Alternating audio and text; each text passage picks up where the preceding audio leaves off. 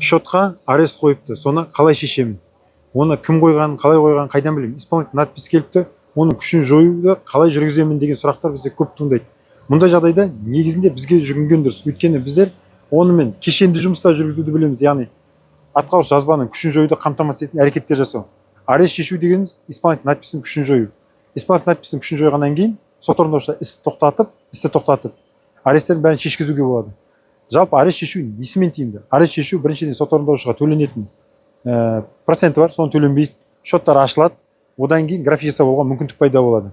Мінекей осынысымен тиімді. Енді исполнительный надпистің күшін жою үшін не істеу керек? Оған қарсылық дайындап тапсыру керек.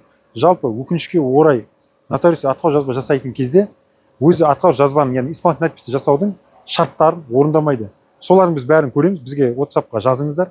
Егер шоттарыңыз арест болатын болса, сосын біз тексереміз.